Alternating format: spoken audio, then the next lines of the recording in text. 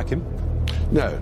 I don't like him because he's a communist who actually wants to destroy this country. I don't like him because he's an anti-Semite. I don't like him because he doesn't tell the truth. Yeah, he wants to destroy NATO. No, he wants to destroy NATO, and he's basically a communist plant from Moscow, which he's one of the... He's not a leader, is he? He never will be, hopefully, fingers crossed. We are now in a position to say that this election of 2019 formally has been won by the Conservatives.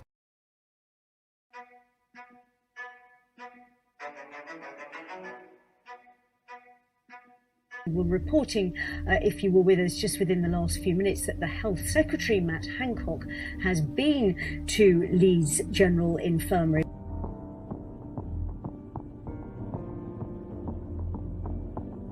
Boris Johnson makes a bad gaffe. He doesn't look at a picture of a 4-year-old kid. It's the 4-year-old boy, Prime Minister, suspected of pneumonia, forced to lie on the floor on a pile of coats. Have you seen the photo, Prime Minister? Have you seen the photo? I've just been told about it by the BBC. So Matthew Hancock is sent to the hospital to try and cool it all down. The next thing we know, there's been a punch thrown by a Labour activist. Matt Hancock, the Health Secretary's advisor. This is reported. We saw Lorna Koonsberg, the BBC political editor, Robert Peston, ITV political editor, both reporting punch thrown.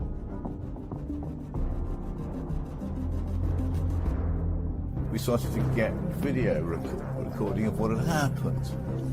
And I may be wrong, but it doesn't appear to have been any punch thrown. It was an accidental collision, but that's it. Nothing malicious, nothing intended. Yeah, you've had the political editor of the BBC taking this on board and retweeting it. That is an example how a story which was, in the face of things, very bad news indeed for the Tory Prime Minister, was getting turned into a story which is somehow bad for Labour.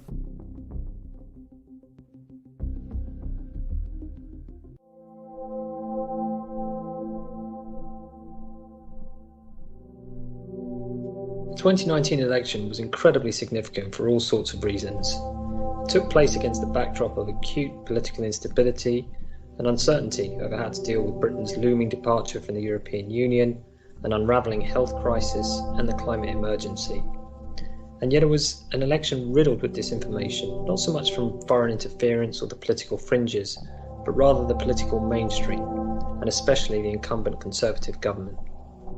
Based on claims that were comprehensively debunked by leading independent fact-checking organisations at the time, the Conservatives pushed out scores of false or misleading adverts across platforms, and especially during the last week of campaigning. These false claims were widely echoed, repeated, amplified by much of the mainstream press, some broadcasters, and a string of obscure non-party campaigning groups registered with the Electoral Commission. Up until now, the pandemic has gotten in the way of proper post-election scrutiny of this disinformation. But it's also made it all the more important.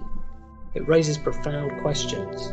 Were it not for the scale of disinformation in that election, would the UK have had a different government responsible for handling its most severe national crisis since the Second World War? If so, would the outcome have been any different?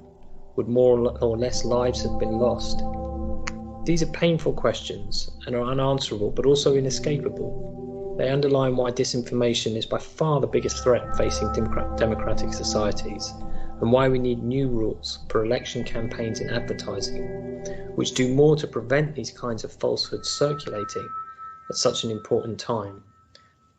We need rules, above all, that are fit for elections and democracies in the 21st century.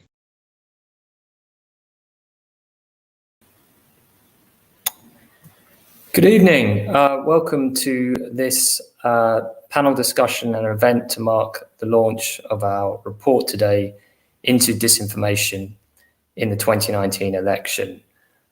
We have a fantastic panel today.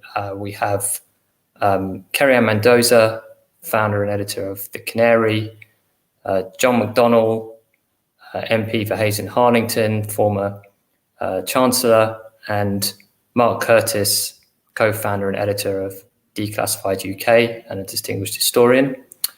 I'm just going to start off before I ask each of the panel to speak to some of the issues raised by this report by just outlining what I think are the key findings, really, some of which were not that surprising. We knew at the time of the election that there seemed to be an unprecedented number of falsehoods circulating, particularly from the Tory party, and we saw a glimpse of that in the clip that we just showed. And yet there were a number of things that I think were surprising and even more troubling about the evidence that we collected for this report. One of the things that's very, very clear, looking back on the last election, is that after the 2017 election, lessons were learned. And by that I mean there was a very brief moment sandwiched in between an unprecedented spate of terror attacks where broadcasters seemed to give more or less of a level playing field to the major parties to put out their stall and to both report on and duly scrutinize their manifesto pledges. But there was a rapid shift in discourse following that election. That was reflected in the marked increase in negative stories circulating both in the mainstream press and broadcasters about Labour and Jeremy Corbyn in particular, which gave way to all of the nonsense about Jeremy Corbyn being an anti-Semite and trying to fix up anti-Semitism investigations to protect his anti-Semitic friends. Then came an unprecedented number of obscure non-party campaigning groups, several of which were perpetuating these falsehoods, who were scrambling to register with the Electoral Commission once the snap election was called in the autumn of 2019. And then we have a situation where the Conservative Party, in marked contrast actually to Theresa May's election campaign in 2017, that designed and launched a campaign that was frankly based on the dissemination of lies and falsehood. As I said, we got a glimpse of that at the time by the work of organisations like First Draft, but the evidence was inevitably patchy and not all of it substantiated. And of course, with the ensuing pandemic, eyes have been distracted that might otherwise have given it more scrutiny. So that was really the kind of rationale for why we felt this was needed. One of the things that particularly is highlighted in the report is that the Conservatives pushed their false claims above all during the last week of campaigning. And this was, by the way, long after they had been comprehensively discredited by fact-checking organizations. And turns out this was a really effective strategy. If you take Google, for example, which was actually much more robust than Facebook in removing ads that breached its policies, Google still took an average of 7 days before acting. Now, if you think of that in terms of the last week of the election, if as a party you pump all of your resources into false messaging on Google or Facebook in that last week, you're pretty much guaranteed to get away with it. And that's exactly what happened. Even prior to that, Google failed to act on scores of Conservative ads that blatantly invoked falsehoods, including a number of ads that actually posed as the Labour Party, directing users to the URL labourmanifesto.co.uk, which was, of course, owned and run by the Conservatives, in a clear breach of Google's ad policies, by the way. It just simply evaded any kind of censorship. I think to really understand the significance of online advertising in this election, and in any election really, it's important to remember that the information that is circulated in online ads tends to and is more likely to be in our peripheral vision, right? So it's not something that we'll necessarily focus on. It may be appear in our news feed or pop up in a sidebar. And it's possible that we may even consume it subliminally. in any case, we're unlikely to apply the same kind of degree of questioning to that kind of information than we would if we, for instance, heard about it on television news. So that means you can get away with an awful lot. One example of one of the ads that the Tories ran and actually gave the biggest push to in the final week of the campaign was a claim based on Labour's plans for inheritance tax. Now, what Labour had pledged in its manifesto was to revoke the reduction in the tax-free threshold for inheritance tax that was introduced by the David Cameron government, bringing it back down to 375,000 from 425 or 475 or something like that. Clearly a very modest proposal, and one that was very likely to impact only on the relatively wealthy. And the Conservatives ran an ad with the statement that simply said that Labour's inheritance tax will cost homes over £375,000. Now you can see the manipulation going on there. They could have said, quite legitimately, that Labour's inheritance tax will impact on homes over £375,000, or that Labour's inheritance tax will cost homes that are worth over £375,000. I mean, those kinds of statements, they may be misleading to some degree, but they're kind of part and parcel of what is inevitably going to be a slanted perspective that is offered in any kind of electioneering or campaign advertising. But to say simply that they will cost homes £375,000 was, I think, quite deliberately intended to send the message that everyone who owns a home will be dramatically worse off, would have to pay a huge amount of money under Labour's tax plans. And that, of course, tied in and resonated with one of the central themes in the Tory party's wider messaging in the campaign.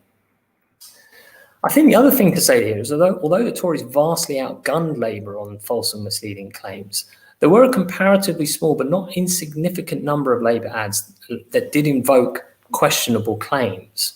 On the issue of tax, for example, stating that Labour will freeze VAT, income tax and national insurance for 95% of the population was perfectly consistent with his manifesto and a perfectly accurate statement. And indeed, that was the copy for a number of Labour's ad campaigns online. But stating simply that 95% of people will pay no more tax under Labour was a stretch and possibly worthy of some reflection. The other thing that we found was actually fairly surprising to me, at least, was that television journalists were quite robust in challenging a number of these Tory falsehoods, particularly the ones that got splashed all over the right-wing national press.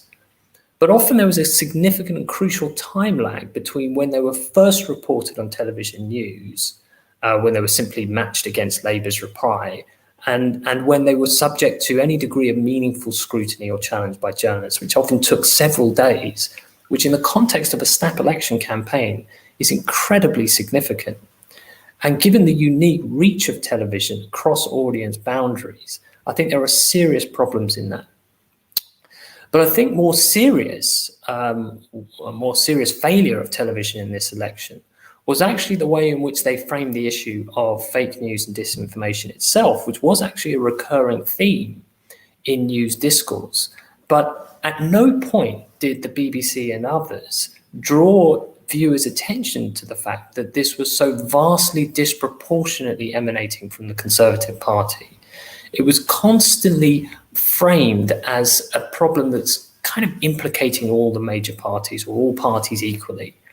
And that is obviously problematic because the electorate just didn't know the reality of what was going on and the huge discrepancies between the Tories and Labour in particular in that respect. And finally, one of the most bizarre, I think, aspects of this election occurred during the last 3 days of the campaign, where we got the Tories pushing out a fake news story claiming that a true story was a fake story.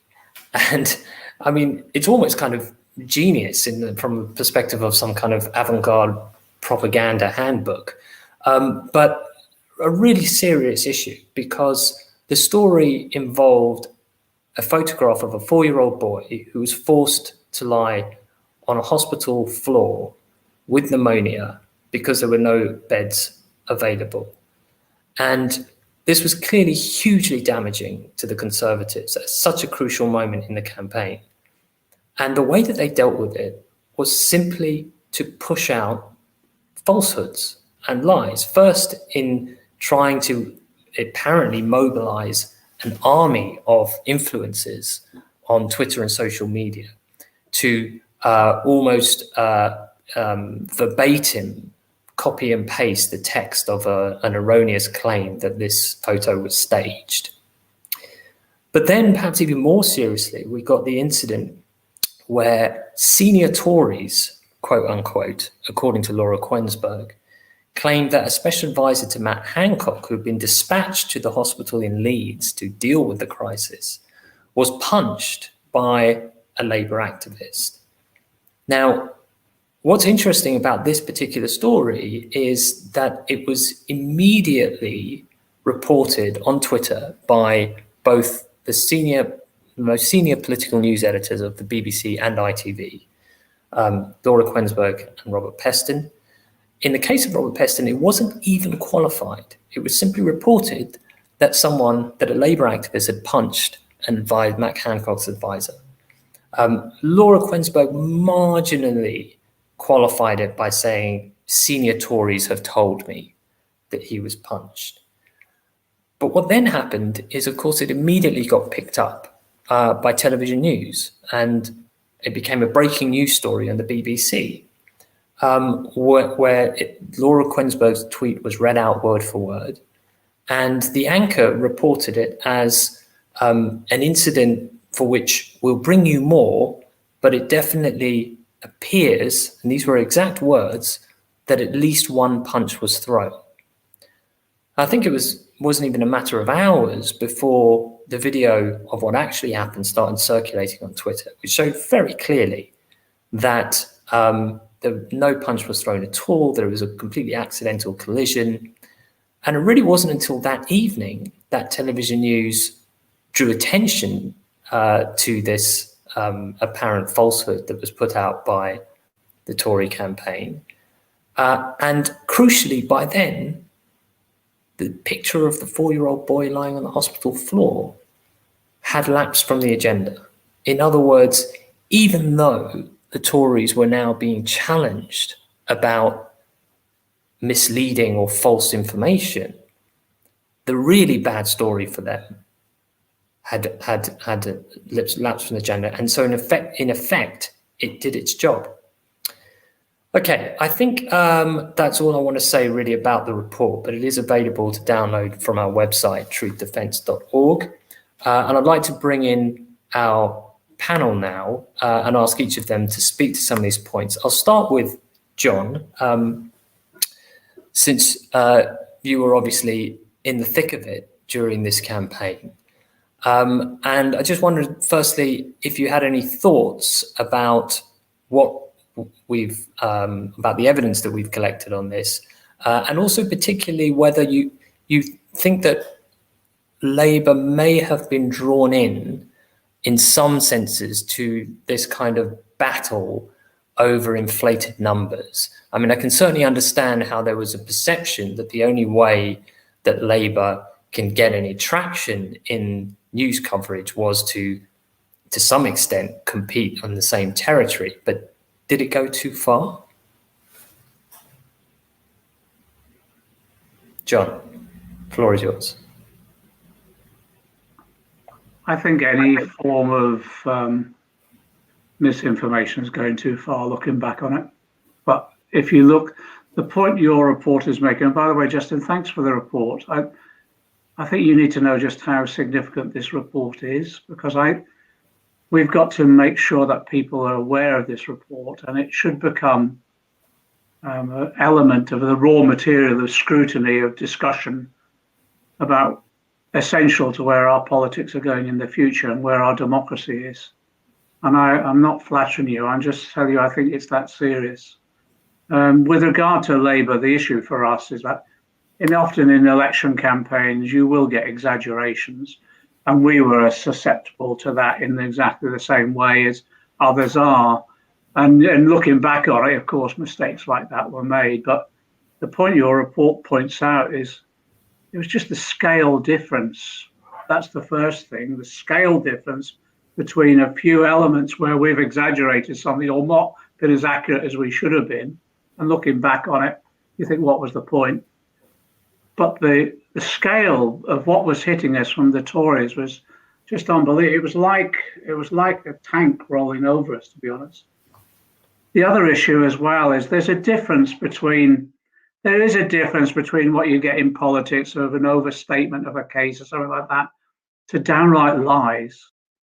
And that's what we've had. And it's interesting, if I can just take you back and put this a bit in context that people might understand, is that when Jeremy Corbyn ran as leader, I chaired Jeremy Corbyn's leadership campaigns.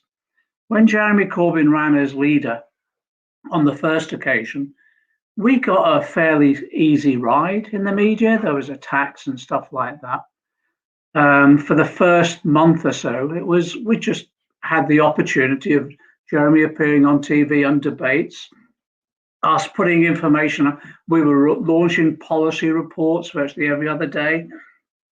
And actually, they got reasonable coverage. And the reason was because they just thought Jeremy Corbyn had no chance of winning. And then, so he was almost irrelevant. So they thought, well, we'll publish some of this stuff because it won't have any effect in the real world anyway. But then when we got halfway through the campaign, and blimey, it looked as though Jeremy's going to win, then the distortion and attacks began to rank up. And even then, there was rumours, although quite well-founded rumours, that there was a sort of that on social media, there was, through the dark web, there's attacks on us being funded through the dark web, a group of students elsewhere, I think it was Prague, putting stuff out about us and Jeremy, etc. So then it was distortion. Then when we ran into the 2017 general election, again, it wasn't anything like 2019. We got attacks and all the rest. There was exaggerations of everything we said. There was propaganda. Some of it was ridiculous. Taxation. Can you remember? We said in the 2017 manifesto we'd look at land value taxation, but we'd exclude people's homes from that. It would be on non-residential property. And then in the last couple of weeks of the campaign, I think it was the Daily Mail were running, they're going to tax your garden and all that sort of stuff. But it wasn't as bad as or on the scale of 2019. And that might have been, again, because in 2017 it was predicted that would be wiped out. But also I think maybe, and I'll give her due, it might be actually Theresa May as leader of the Tory party might have had a bit more of a moral compass on this sort of issue. I don't know, I can't tell. The 2019 election, the moral compass had gone, and I do put it down to Johnson and the team that he had around him. This is not a personal attack in the sense that it's an objective statement. Boris Johnson has a track record of lying. As a journalist and elsewhere, he has a complete record of a distant relationship from the truth, as I put in parliamentary language, and that was reflected in the overall campaign. And we just it wasn't exaggeration, it was lie after lie after lie after lie. And the issue for us was, how do we rebut this? And I would get very angry with our own team. Why haven't you rebutted it? And they said, well, we have. We've phoned up the BBC. We've told them the truth. We've gone to the news stations and all the rest. But what exactly as your report demonstrates, what's happened is that once it's in social media, then it's in the mainstream media. The BBC and the other broadcasters then use that as their headlines, and it takes a hell of a time to get them to even admit they might have got it wrong. And then when they do, it's a hell of a time to get them to correct it. And at one point, I was phoning up I phoned up the Today programme, said, what the hell is this? It's completely inaccurate. And some of the stuff was bizarre. Can you remember the story about Jeremy was a Czech agent? I was a KGB agent, supposed to be going to Guildford on a regular basis to pick up my orders from my KGB minder. It was just, some of it was ludicrous. After that, I started introducing meetings in the Russian language, just because it became farcical at times. But when you're in a general election campaign, it becomes more than farcical. It's absolutely dangerous. And I think the 2019 general election, exactly as you've demonstrated, went beyond anything we've seen. Of course, there's a long history of this. In the 1920s, the Zinoviev letter, a fake letter that was used to seek to undermine the Labour Party then. There's a history of this sort of dirty tricks.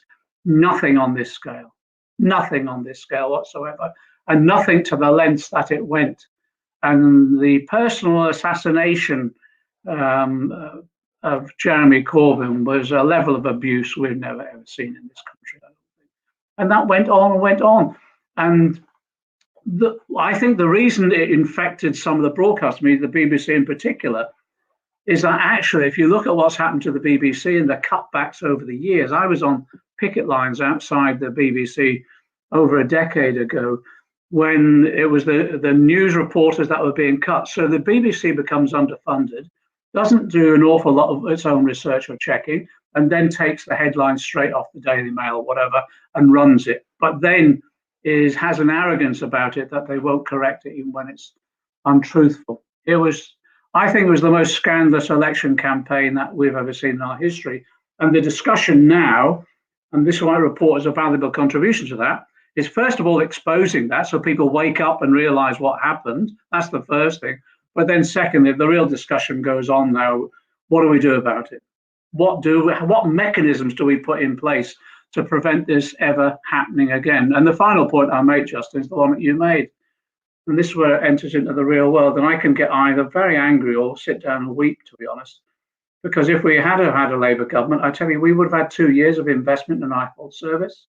We wouldn't have had the 100,000 vacancies that there was before COVID broke. The same with social care. We were going to bring in a national care service, if you remember. We would have been well underway in introducing that. We wouldn't have had the crisis in our care homes that there was when COVID hit us. So that campaign had a material effect in the real world on a large number of people. And actually, it did cost lives in the end. It really did. And that's how serious it was. Infuriating. We should never, ever let this happen again, ever. Thank you, John. Yeah, it was striking looking back on the campaign, just how prevalent the issue of the hugely deep crisis that the NHS was already in at that point in December 2019. And to think that what happened since is humbling, I think, to say the least. But obviously, there isn't much light relief in what we're talking about today. But I thought, since you raised one or two examples, I'll just share with you one extraordinarily comical example of an online ad taken out by a particularly obscure non-party campaign group called the Capitalist Worker, which I think tried to run about 40 different ads on Facebook, 39 of which were removed. And the one ad that they got away with stated simply, I'll just read the quote for you: Corbyn's socialist, Marxist, communist government will control your thoughts and your life. So that's just one slightly amusing anecdote. The communist reference is interesting because the most recent example someone put up on screen at another meeting I was at, if you remember, when I announced the policy of free broadband for everyone, universal free broadband, the BBC politics programme, I'd forgotten it. They ran a strapline underneath, I think it might have been Becky Long-Bailey who was speaking. They ran a strapline, communist broadband, and I'd forgotten that one. This was the BBC Politics Live programme. It's quite remarkable.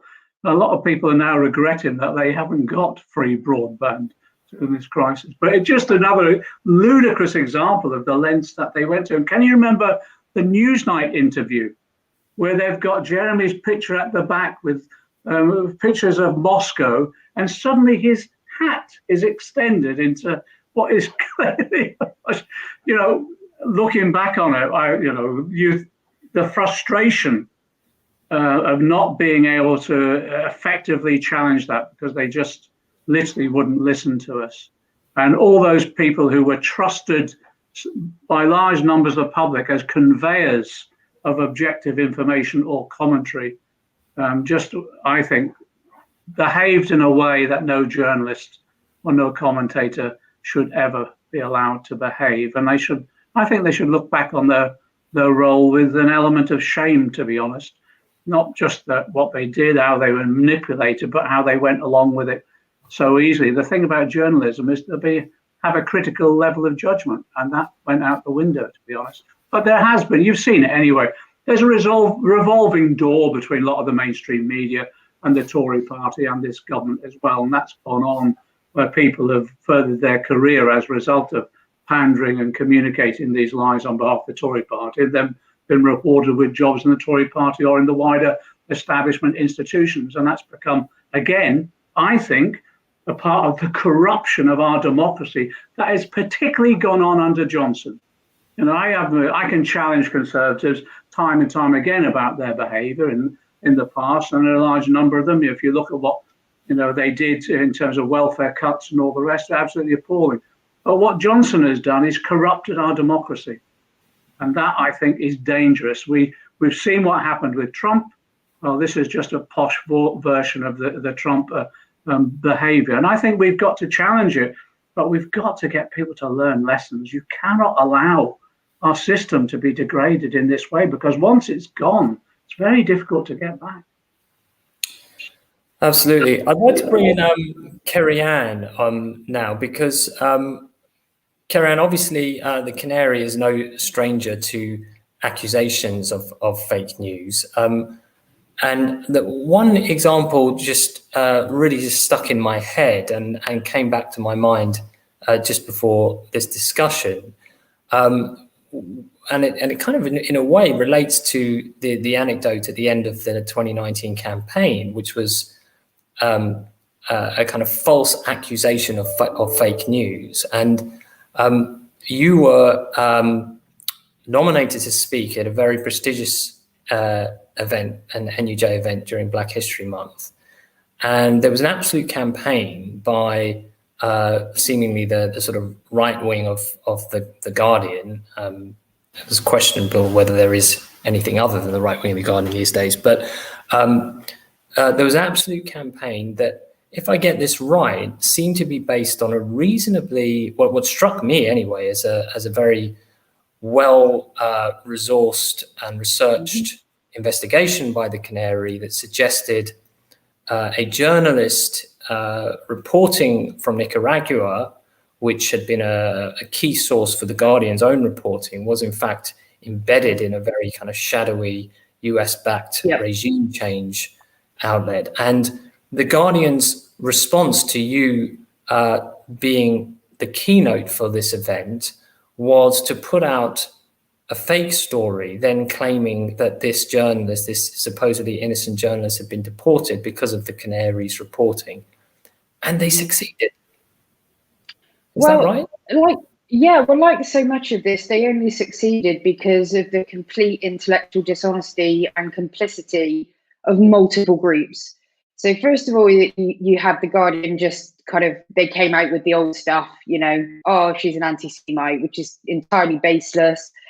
That didn't stick. So then they kind of trolled through our article history and I'm finding the article by Max Blumenthal, which is an incredible investigation. It was actually followed up by witness testimony. It was rock solid as a story. Wouldn't have published it otherwise.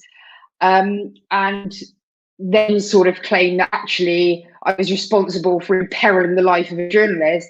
The most outrageous thing about this was literally at the bottom of Mark DiStefano's story. And if you go and look at the history of Mark DiStefano, this guy had it out from the Canary, kind of from the jump. Literally at the bottom of his story, which is saying the Canary is responsible for getting a journalist deported, was a disclaimer that said, oh, actually, just to clarify, he wasn't deported. Now, the idea that a journalist would publish a story where the central premise of that story is already debunked, publish it anyway, and then with this little disclaimer, and no one even bothers to treat it as suspect or a debunked story is outrageous enough.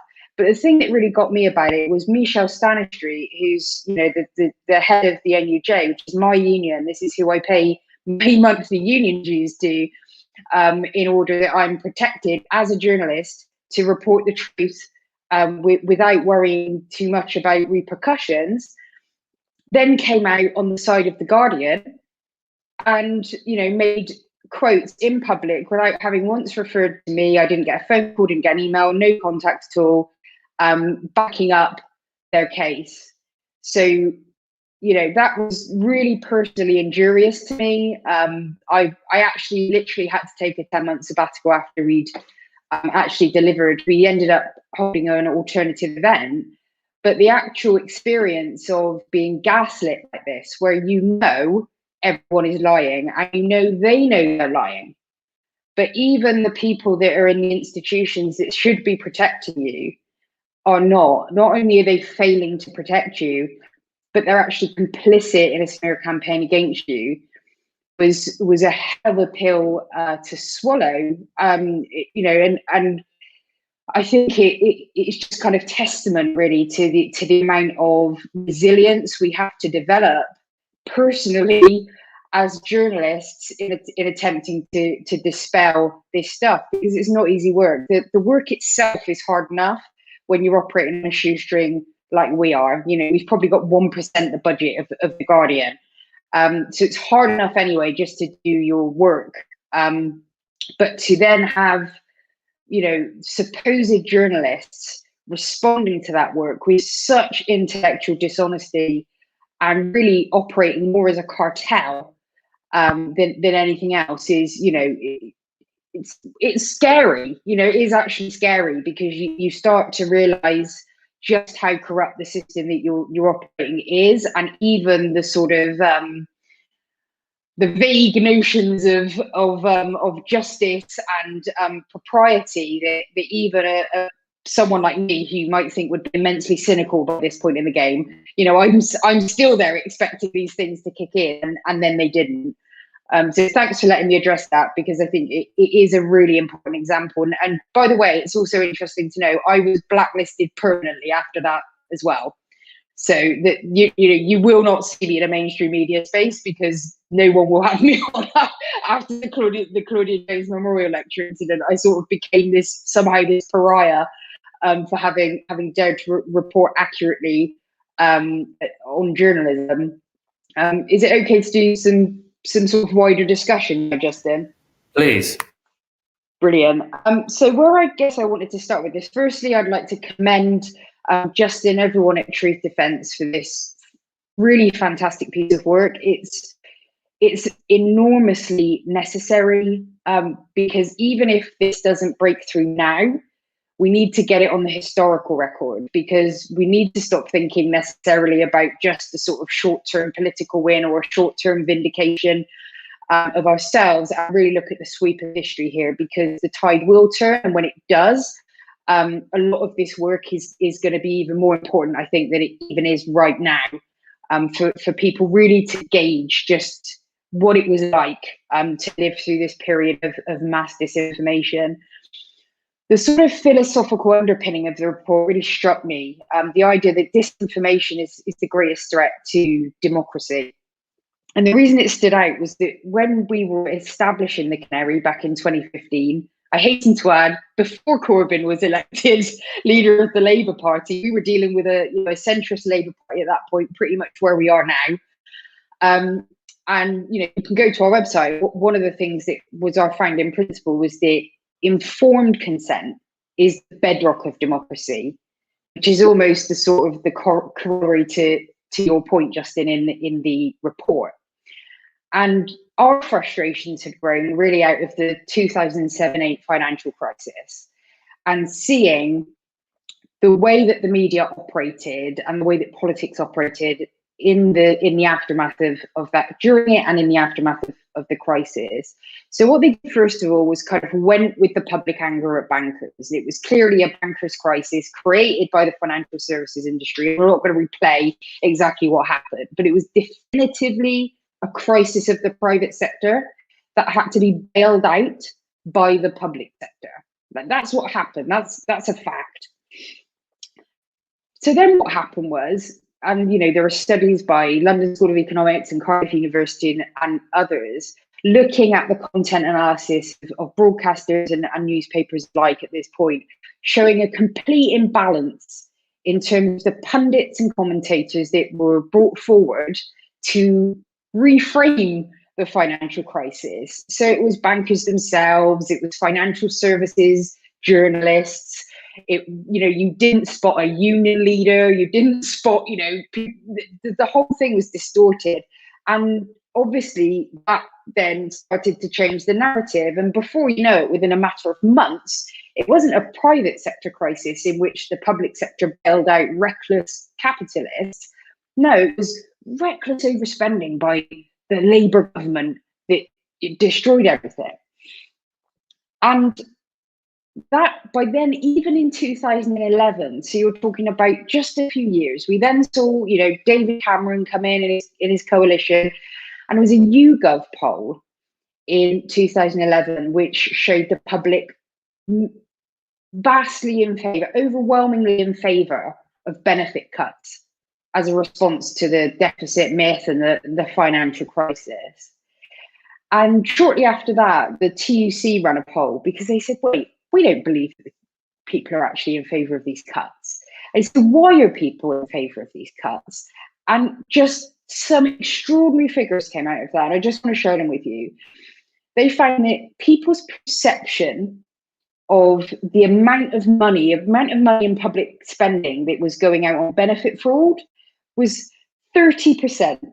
And the actual incidence of benefit fraud is 0.7%. It's actually half what the DWP loses in administrative error. And no one was going, let's have a war, let's launch a war on administrative error, but benefit fraud was rife. We had the whole dialogue, something for nothing culture and everything else. And then it was, what did people see in terms of the amount of money that the government was spending on benefits themselves as a percentage? The public view was that it was 41%. So 41% of all government spending people felt was going on benefits. The real number is 3%. Just wildly inaccurate. So what you have essentially is a media and political narrative being constructed, which is false. You then have the public imbibing that, whether it's watching the TV news or some panel show, or they're reading the paper, or they're on Twitter and they're seeing pundits, and they're being fed this disinformation constantly. So then when they are asked questions about what policies they would like to see, of course they're going to say, I'd like to see benefit cuts, because they believe that that's actually a massive source of fraud and all of this stuff.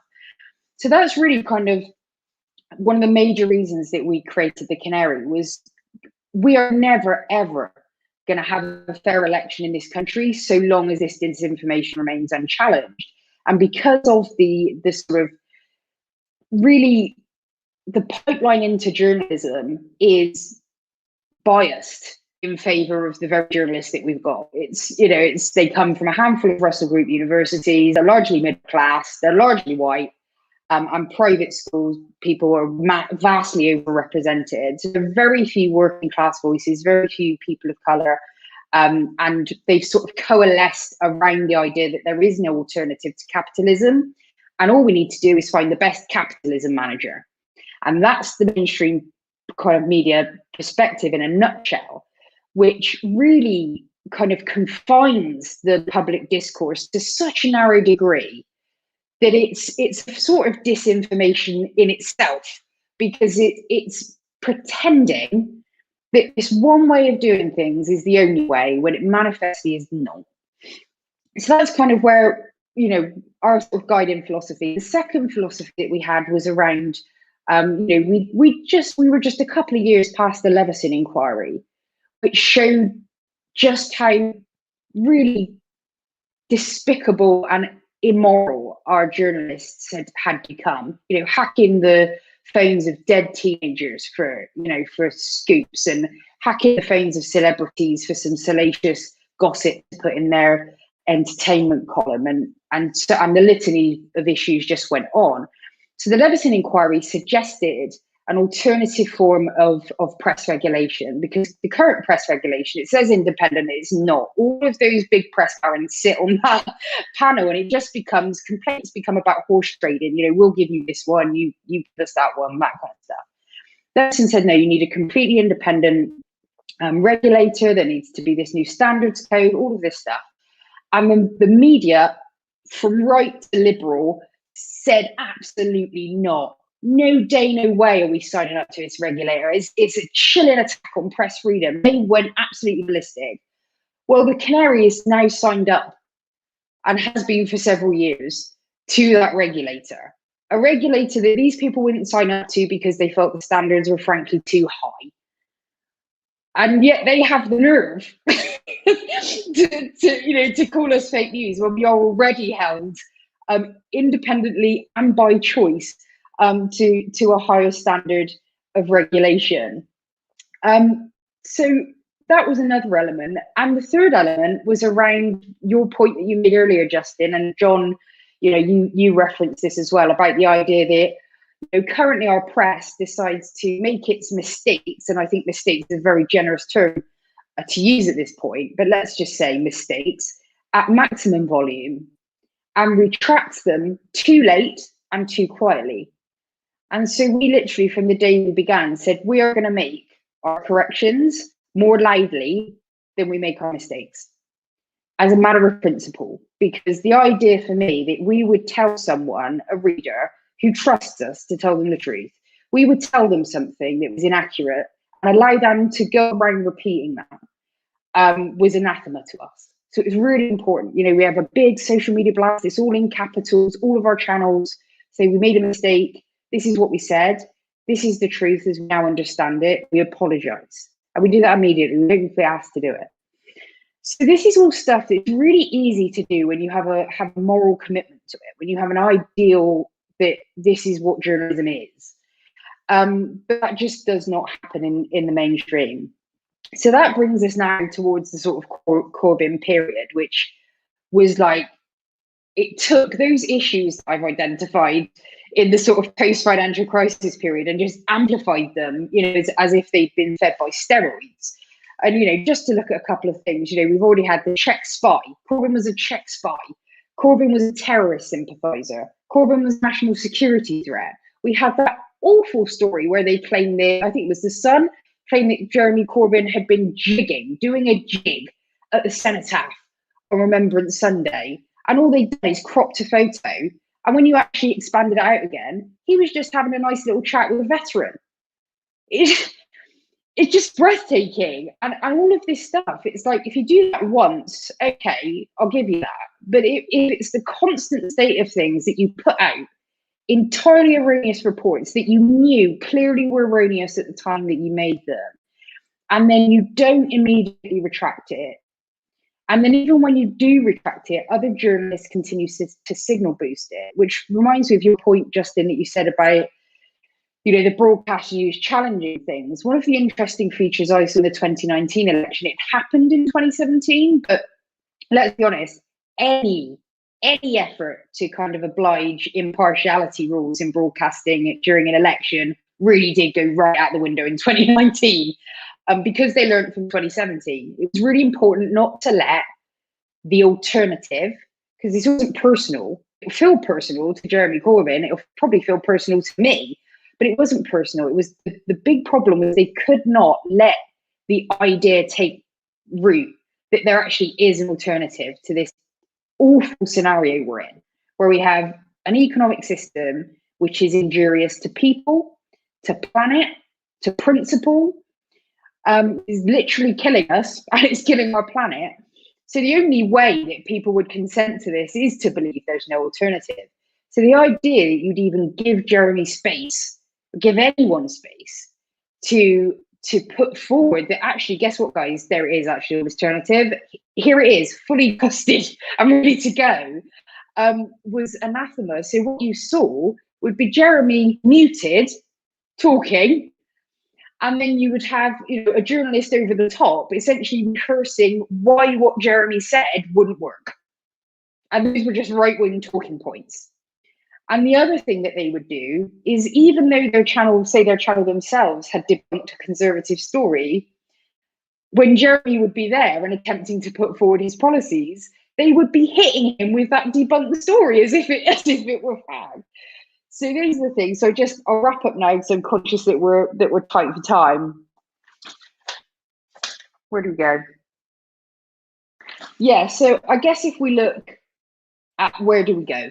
How do we move forward from here?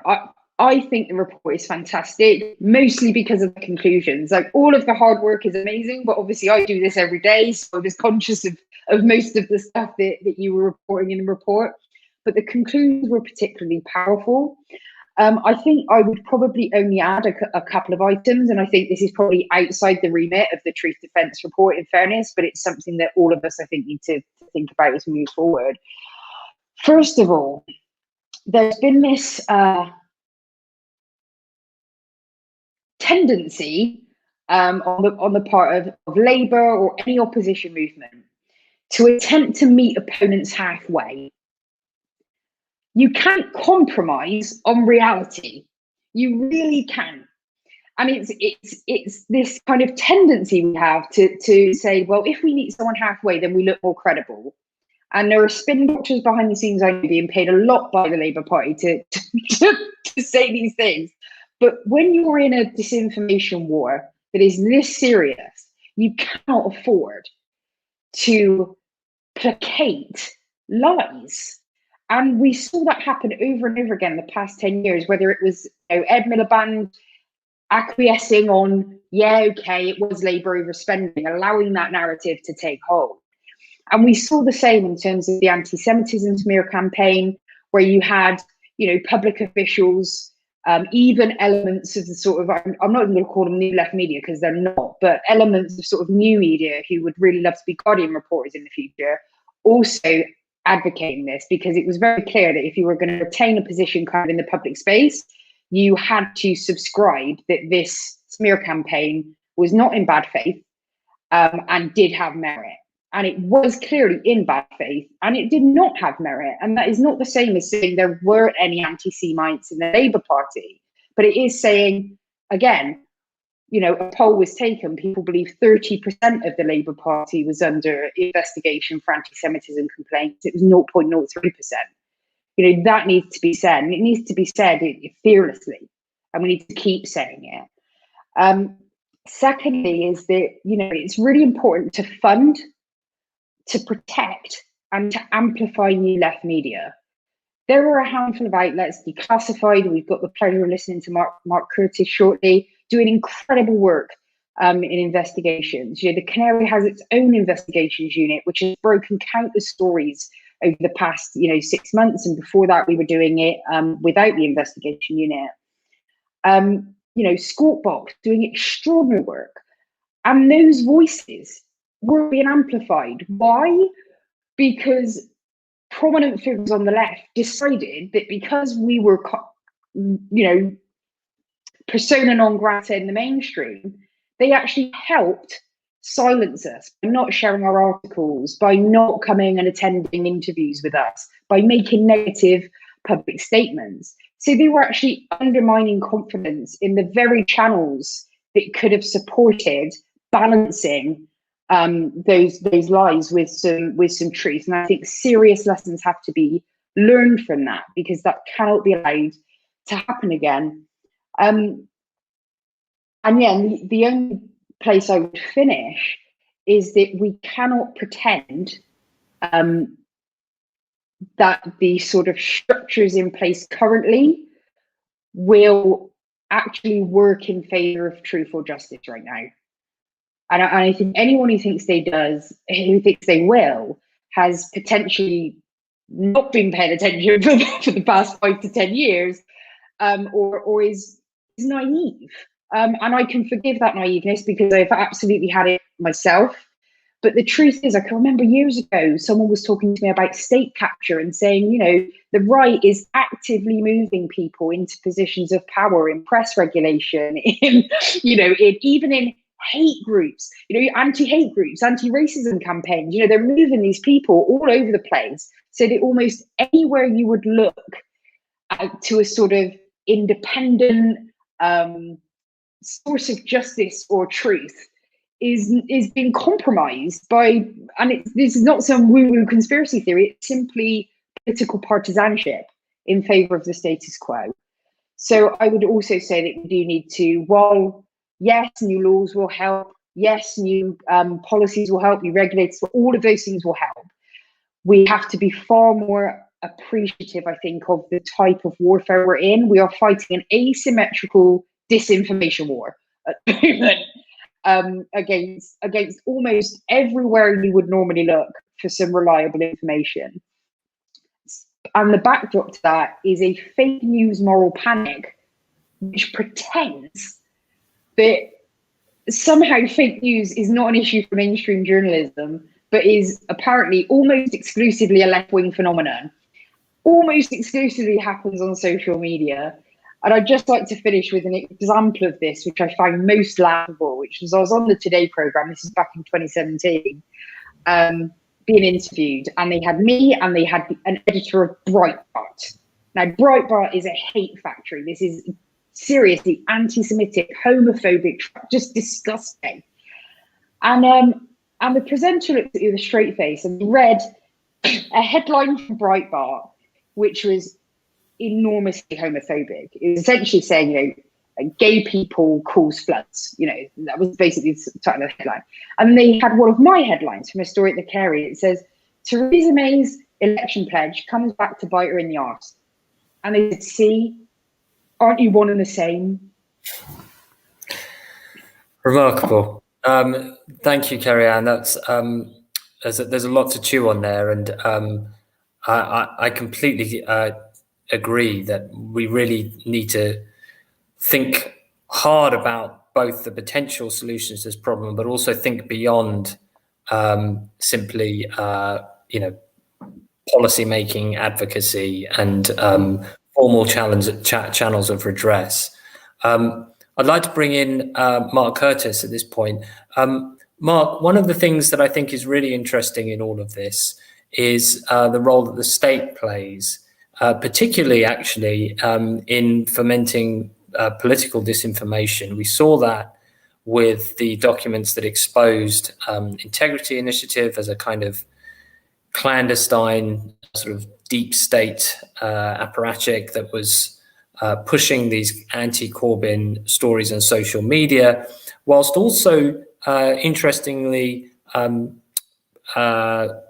promoting or fostering this kind of network of journalists, which it referred to in the documents leaked. And the one thing, of course, that all of those journalists had in common was that they were vociferously opposed to the left and to Corbyn's leadership of Labour in particular, but also that they were very, very preoccupied with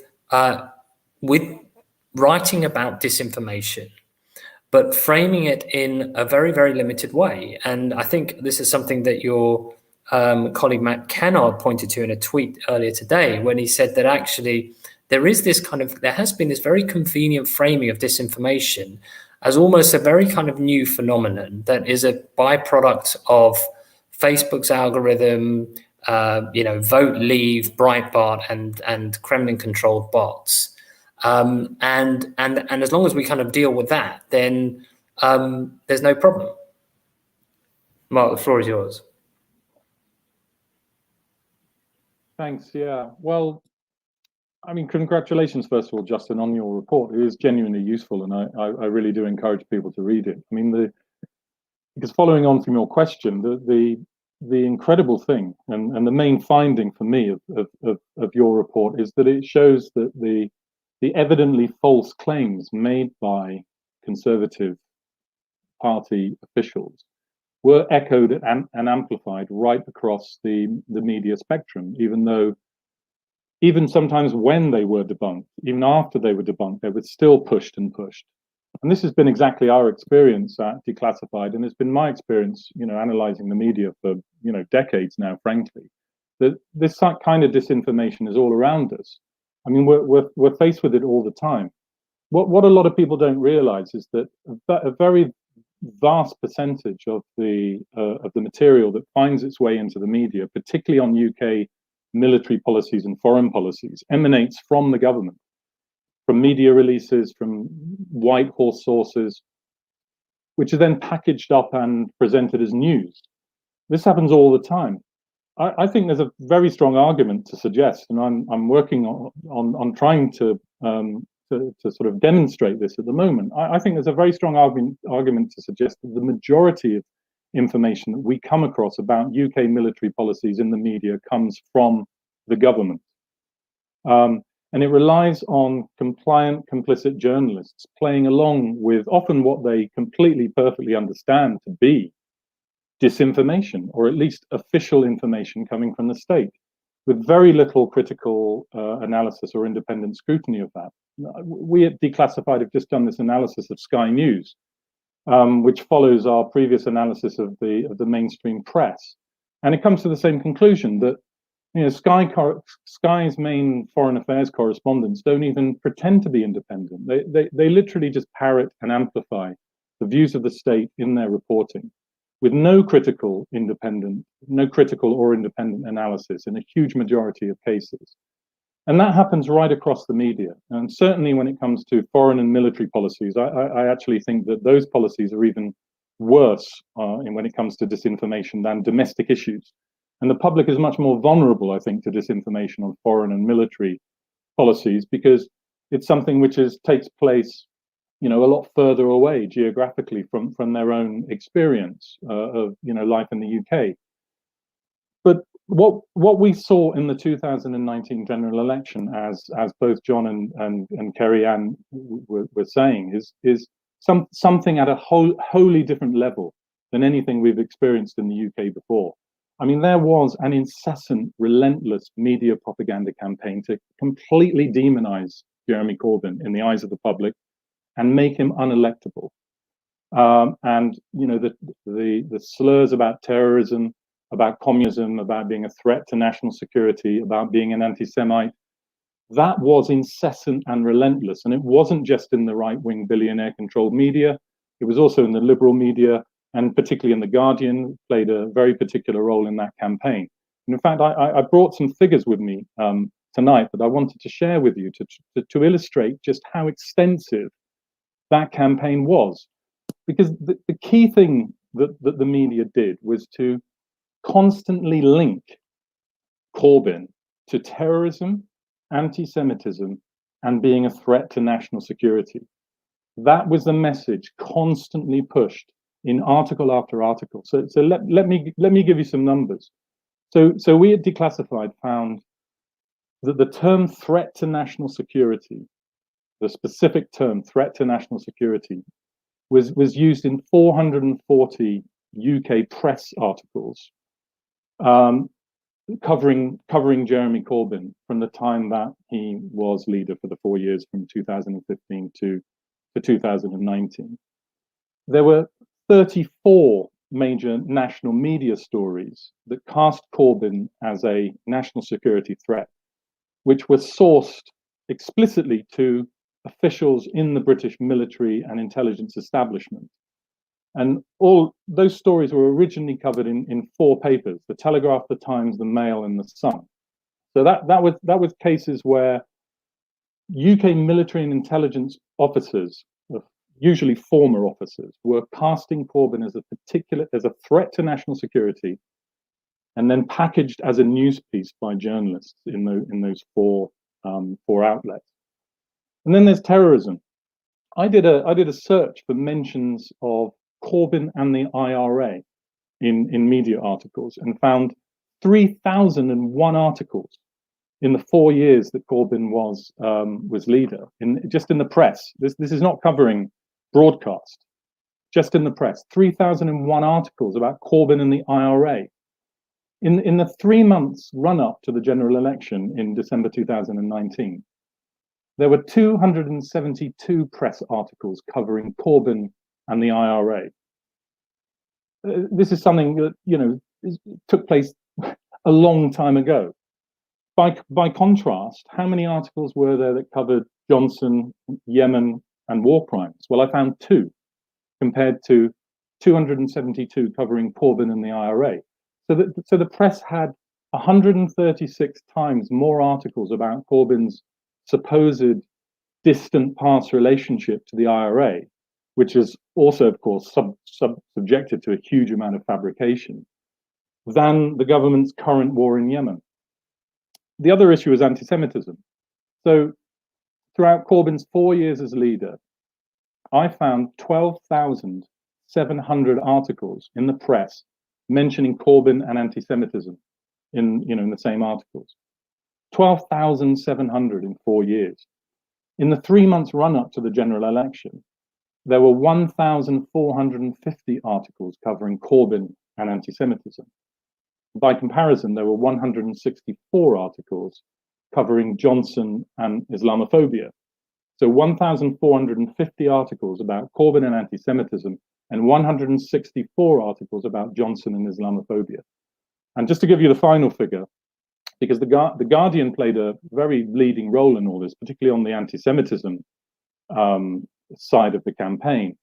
From January 2016 to September 2019, the Guardian published 1,215 stories mentioning Labour and anti-Semitism, which was an average of about 1 a day for 4 years. In the same period, the Guardian published 194 articles mentioning the Conservative Party's problem with Islamophobia. So 1,215 articles compared to 194. As I say, those figures don't even cover television. They just cover the press, and they clearly reflect choices made by editors about what to cover. I mean, on any given day, an editor can decide to cover 1,000 things. Choosing to constantly link Corbyn to terrorism and to anti-Semitism and being a threat to national security is a political choice that editors made in order to demonize Corbyn and to stop Corbyn winning an election at all costs. Now, I mean, I think it's important to put it in perspective as well. I don't think that this media propaganda campaign, even though it was the largest in Britain's post-war history, by a long chalk, I think, can only really be compared to how the media treats official enemies like Saddam Hussein or Gaddafi. I mean, that's how Corbyn was approached, as an official enemy by the media. But I don't think that that's the only reason Corbyn was not elected. I mean, clearly, and lost the 2019 election. Clearly, there were various reasons why people voted for the Conservatives more than Labour. I mean, and I think the stance on Brexit was a key issue.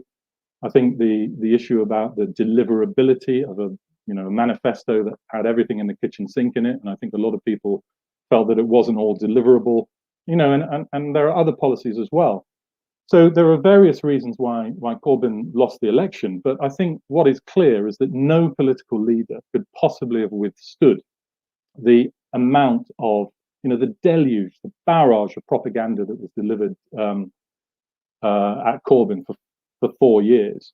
And I think that campaign, that media campaign, should be a turning point for all of us, which is why I welcome your report, and we should do more of these kinds of media analysis to raise awareness among the public, just how the media functions. Because I think that the 2019 election was a turning point, because it clearly showed that the corporate media could act together as a kind of a de facto extension of the state and of the establishment to put in power the establishment candidate and prevent the election of someone who stood for largely very popular policies. And ultimately, it wasn't so much Corbyn, I think, who was the threat. The threat really was the possibility of seeing popular policies being enacted by a government. That was the real threat to the establishment, I think. And what was particularly frightening about the campaign for me is that it wasn't an organized campaign. It wasn't a conspiracy. These media organs weren't getting together and deciding, in some kind of coordinated way, how to prevent the election of Corbyn. They just did it because that class of people, that cadre of people, basically all believe in the same things. They shared the agenda of wanting to prevent a Corbyn agenda getting into power, and to stop Corbyn at all costs. And I think that's what's worrying. The huge ideological power that the media demonstrated in the run up to the election is an exceedingly worrying development. And I completely agree with what John McDonnell said about this being a threat to democracy, because we're certainly not able to have free elections in the UK on the basis of the elections that we saw in 2017 and 2019, when the media plays the role that it does play. And I think that our biggest task, if there is a single biggest task for progressive voices, in particularly I would say including journalists, it is the reform of the media, because I don't actually see how any kind of politically progressive agenda is going to come about in the UK without a reform of the media as it currently exists in their huge ideological power. Thank you, Mark. More sobering thoughts, and I think you raise a number of really compelling and important points. I was particularly struck by the point you made about, not wanting to, to kind of overstate this problem, or I should say rather, it's not a question of overstating it, but framing it in a particular way that, and I'm sure John would agree with this, that were it not for the levels of disinformation that we saw took place in the 2019 election, then Labour would have won a handsome majority. They may well have done, but we certainly don't have the evidence to substantiate that. And as Mark suggested, there were a whole plethora of issues at stake. I think that's really important because, sorry, John, come in. No, sorry. No, let me just say this, because I want to comment on what Mark and Kerry have said about this. That on that point, if Kerry's right in a really good analysis, I think Kerry did there, superb, about disinformation. And he used the example of the way in which austerity was imposed upon us by the propaganda that was coming from the right after the banking crash. But to be honest, if I fought the election in 17 and 19, if I was given the same ground rules as 2010 and 2015, I would have given my right arm to have the same political environment and operation and ground rules that people seem to abide by in 2010 and 2015. Because what I'm trying to get across is that 2019, starting 2017, but really 2019, was qualitatively and quantitatively completely different. It entered a completely new phase. From the point of view that I chaired the campaign on the GLC against abolition, and the way we were in advance on the left in many areas about how you campaign. But the issue for me was that we knew, we're in a capitalist society. We're challenging the power and wealth of capital who own the media. So of course they're going to come at us and use every mechanism they possibly can. But it went beyond anything we've ever seen in 2019.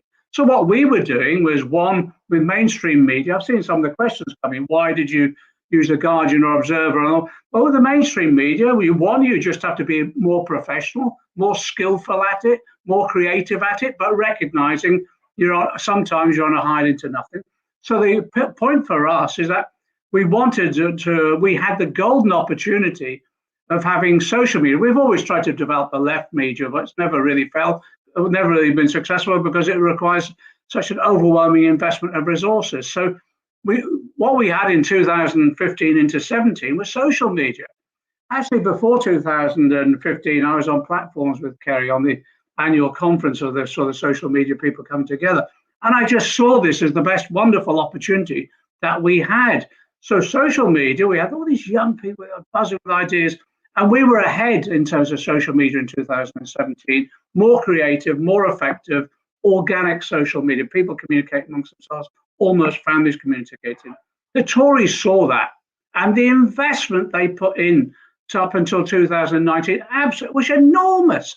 But also, what you've also got to realise is going on now. It hasn't gone away. It's still there. They're still pumping out all the lies, and they're still pumping out masses of information, which is distortion. The other thing we did as well, just to say, so because I think people in the team need a bit of complimenting as well, we reinvented word of mouth as a form of political communication. Those big rallies that were done all around the country weren't just at the election time. They went on continuously for nearly 5 years, and that was effective. But also, we also developed a range of cultural activities as well. So, and there was a broad range of campaigning that went on. But I think 19 was as I say, qualitatively and quantitatively, it was a new age in thing. And I agree with Mark, you don't need a conspiracy theory. This was people who had an interest with the establishment, we want to call them, in maintaining the status quo, were happy with the rotation of elites between the Labour Party and Tories, who never really affected the distribution of power or wealth in our society, quite happy to sit back and allow that game to be played. But when there was a threat, they had to destroy it. I'll say this just as an anecdote, and you might have heard this before, but on the night in 2015, when we'd sewn up our best opportunity of getting Jeremy on the ballot paper, I left the House of Commons. We'd been phoning everyone around. The ballot was the next day. And I said, we've done everything we can. Go home. I'm going to the theatre. And I went to the Globe, and I was watching a Shakespeare play, and there's blood and gore all over the stage. And I get a phone call during the break from Seb Corbyn. And it was Jeremy's Garden of Gethsemane moment. This is why I love the man. And Seb said, Dad's worried we might win. I said, yeah, I think we might. But I also said, don't worry. If he gets anywhere near number 10, the security services will assassinate him anyway. And I did it as a joke, but actually they character assassinated him. That's what they did. And it was concerted all the way through. And it didn't need a conspiracy, as Marcus said. It was power protecting power, the establishment protecting the status quo. What we've got to do now is devise the mechanisms. Kerry's just come up with some of them. We've got to devise the mechanisms to give us the tools and processes where we can overcome that. But John, just one point, which Kerry raised and has been echoed by some of the questions in the comments. And I do feel that forgive me for pressing on this a little bit, but there was clearly elements within your party, within the Parliamentary Labour Party and within Labour HQ, who were not just complicit, but actively fomenting some of these false narratives. Yes, but hindsight, is Kerry right? Did you not fight that enough? Did you not resist that enough? Well, okay. It's always difficult to know how to handle this. You've got to realise from day one, coups were being organised on a daily basis. If you remember, when Jeremy when there was an announcement on the day that Jeremy did his speech at the end of the balloting, he had become leader, across the bottom, the BBC had the resignation statements of people, Labour MPs resigning from the front bench. Within 6 weeks, we had our first coup. Lisa Nandy was part of the organisation of the first. Within 6 weeks, I spent the first couple of years literally organising to keep Jeremy in position, and you had to use different mechanisms. Sometimes, and I know this is the grubby part of it at times, sometimes you have to confront people head on, other times you have to do deals. Let's get through this next week. Because I thought the longer we were in position, actually the more opportunity we'd have. And what happened was I had to get to the first election. So when we got to 2017, because we weren't destroyed, and actually we came close to winning. The only reason we didn't win was partly because of we now see this report We had some of our own staff undermining our ability to win. But once we got to 17, we had a period of relative quietude after that from the Parliamentary Labour Party. But of course, there were people feeding all sorts of stories and leaks and stuff like that. We worked on the basis that whatever you wrote was going to be leaked. Just worked on that basis. And it was, I don't know whether you can remember, you people don't, this is anyhow. Local government election night one year, I leave Labour HQ at 10 to 10 to go on air as the results are coming in. I've signed off the briefing document that is then going out to, just about to go out to the PLP. By the time I get there, I've got Laura Kernsberg quoting back my own briefing document that I only just signed off 20 minutes before. And when she said, I've got some, and I just had to joke it off, I said, oh no, I wrote it. You know, it was like that. That's the sort of scale of things that we were up against. Sometimes you look, actually, it would make a really good farce at some stage, writing up, I know, but except it was so serious. Right? But the point that Mark and Kerry and yourself are making is we've got to acknowledge what's gone on in terms of the overall establishment, media, etc. We've got to recognise there will be all sorts of conspiracies throwing into that, but it's trying to look at the structures. It is an element of the legislative positioning as well, but also and the point that Kerry is making, the independent mechanisms that we can establish to enable us to cut through all this. That's the tough bit. And I think your report will help wake people up to that. And if anything, that's what we've got to try and do, is use your report to say to people, this is really serious. You've got to focus your mind and resources on developing the alternatives to this. Thanks, John. That's a very persuasive response. And what I want to just back to Kerry-Anne and Mark, if I may, is, and this is coming back to this question of, well, what are we actually going to do about this? I'd like to press both of you on this. In a sense, you know, both the Canary, Declassified UK, and a number of other news organisations do a brilliant job of holding to account some of those media and politicians, you know, who are fomenting this disinformation. But they do it for a very restricted audience. And my question is, surely if we, you know, the only way we can ever make meaningful progress in dealing with this issue is trying to find a way to reach beyond those audience barriers. How does an organisation like the Canary or like Declassified UK find some kind of traction amongst people in working class North areas who just, you know, who don't even spend probably any time on social media, and may not have even heard of your news outlet? How do you meet that challenge? Any ideas? Yeah, I think first I have to say one of the reasons that the Canary did come under such attack is that we broke that very curve that you're talking about. You know, in the 2017 election, and this is a matter of record, you know, we were reaching larger audiences than the Times, The Economist, Reuters, New Statesman, a whole bunch of mainstream outlets, and we were starting to impinge on some of the really big players. And we did that because our newsroom is so diverse. Basically, that's the principle, is that we realised that one of the issues with New Left media is it's often written really for a sort of postgraduate level reader.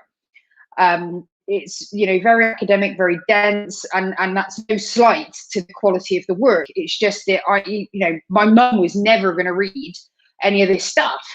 So I kind of use that as a sort of litmus test and think, well, how would we need to speak about these issues, what tone, what kind of words? And so we did things like, you know, making sure that all of our articles could be read by a reading age of 8, because that, believe it or not, is the actual average reading age across the United Kingdom. You know, The Guardian is at 13. And it just kind of goes up from there. So we did that. We did things like making sure we didn't use jargon in headlines, making sure that when we wrote a story, we were talking about something that, you know, you don't normally explain what that thing is. We would explain it. So you would take more words, but those words would be simpler and shorter, and we found that people had a real appetite for that because they had felt frozen out of even investigating these other ideas, because the sort of limited new left media we had then were largely academic, largely graduates, and we're not really writing for a working class audience or anyone without a university background. So we wanted to do that differently. Of course, then what we were charged with was dumbing down, which was just not true. We were speaking in a way that people out there, most of them are speaking in. You have to have a common language with people. You have to meet them where they are, and that's what we've been doing. What's happened since is, coordinated efforts to make sure that we could be throttled. And so you'd see, Facebook cutting the reach and changing their algorithms, prioritizing mainstream news over any other news, all of this sort of stuff. Almost a ministry of truth sort of situation we're in now, where it says only the state-sanctioned sources of information can be shared. It's deeply frustrating. So really for us now, if I was to say to you, the single most important thing, and there are so many important things, so this is a tough thing, but the single most important thing that we need to develop, and I believe we can do this in tandem, I believe the solidarity is there, is to create a new means of distributing our information which cuts out the tech giants. And that is something we need to be working on in earnest, behind the scenes, that can have equal access across new left media. We can put restrictions on it, because equally we don't want to be promoting conspiracy theories and, Uncle Ted's blog with 5 footers who's convinced COVID is a conspiracy theory.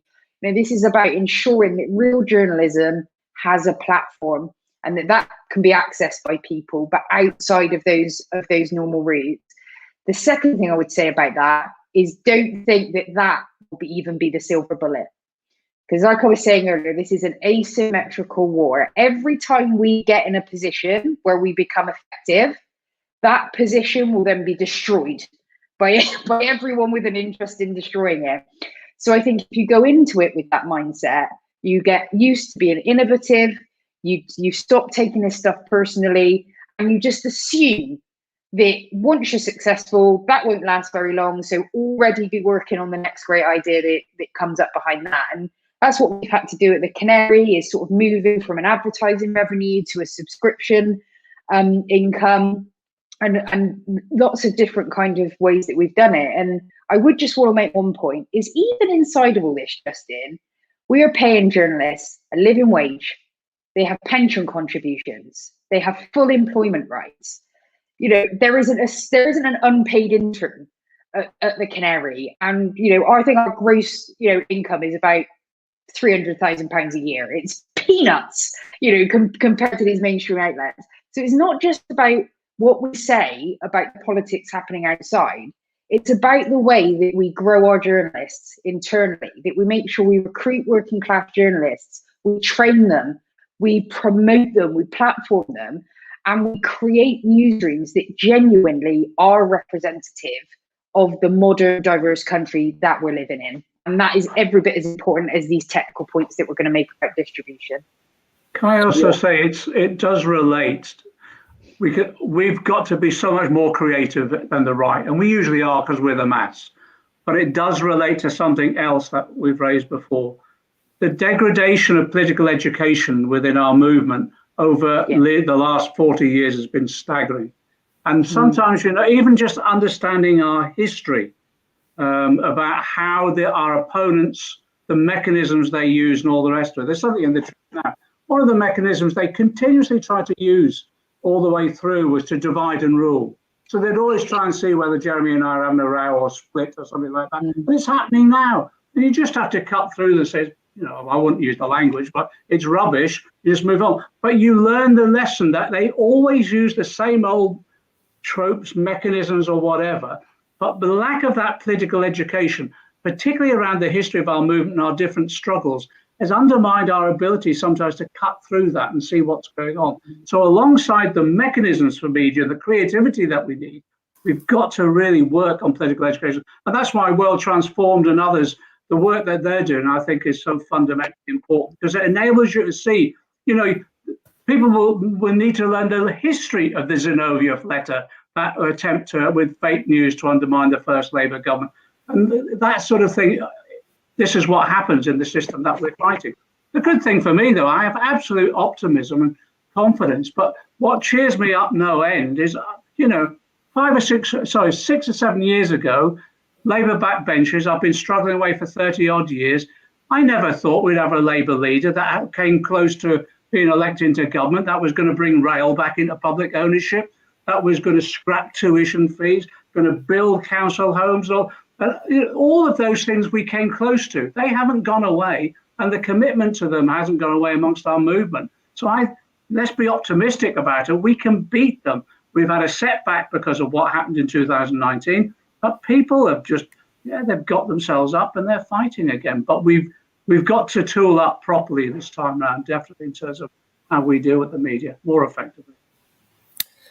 Thanks. And Mark, I just want to put a question from one of our audience, Jonathan Colty, who says, you put the finger on the major challenge, which is reform the media. Shouldn't we be focusing on this above all, since media activism is probably the least developed part of the movement?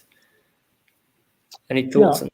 Yeah, I mean, I as I mentioned before, I think that if there is one big thing that we should all be focusing on, I actually think it is media reform, because I don't actually see how a progressive political agenda can ever develop in the UK whilst the media is the way it is.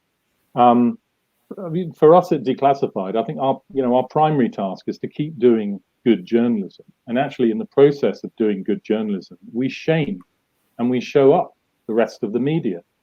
I think the reason why Declassified was blacklisted by the Ministry of Defence is because MOD press officers were so shocked that a serious journalism outfit wanted to do critical journalism about UK military policies that they didn't know how to react other than just to say, well, we're not going to deal with you, because they're so used to dealing with compliant journalists who just cut and paste MOD press releases. So I think that, our demonstration effect can be really important. So we need to do journalism the way it should be done. And I think if you do that, you can gain trust and supporters. We've gone from 0 to 45,000 followers on Twitter in the last year. We've created a bit of a splash because I think people are yearning for good information, and people's trust in journalism is at an all-time low. So I think we're kind of pushing an open door, but I do think that we need to do more public awareness raising about the true nature of the media, because I don't think that large numbers of people are truly aware of how much they are being disinformed by the paper that they read, or the mainstream organization that they consult online. And this goes beyond media bias, right, left, center. This is about where stories come from, that I was mentioning before about. A lot of the stories simply emanate from government and are packaged as news. We need to be saying to people, look, the mainstream media are not news corporations. They are media corporations whose primary aim is to make profit and whose secondary aim is to promote political agendas. I mean, actually, the news agenda in practice is only a tangential aspect of what they do. As we saw in the 2019 election, they were all prepared to sacrifice their news values for the sake of simply promoting a political agenda. So I think we do need to be informing people about the true nature of the media as much as possible. And just to add one final thing, I would like to see independent media, and the Canary has done this very well, and we've done it as well.